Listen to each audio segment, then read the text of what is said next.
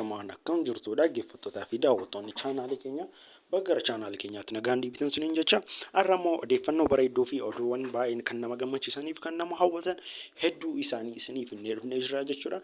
Gara oduu keenyaatti gaafa darbinu akkuma beekamu akkuma kanaan dura xinnoo sirraa dhaggeeffatanii artistiin keenya beekamaa fi jaallatamaa kan ta'e uummata bukkeetti jaalatamummaa fi hedduu beekamtii guddaa kan qabu artistii Soonaataa Akkalee sagalee haarawaan gara uummata isaatii dhufaa jira jechuudha.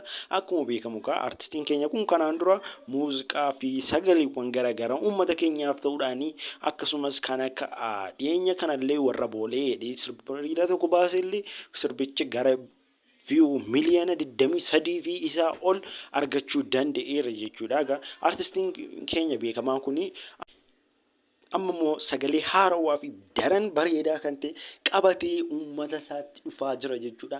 Egaan uummata keenya akkuma beekamu isin immoo akka isa deeggartan dura dhaabattan bukkee dhaabattan illee isinirraa eegni jechuudha. Egaan daawwattoota keenya chaanaalii keenya kana immoo subscribe gochuun akkasumas laayikii fi share gochuun akka nama baay'ee bukkee ga'uudha. Egaan daawwattoota keenya waan nu daawwattaniif galatoomaa isiniin jecha gara muuziqichaatti isin deebisu.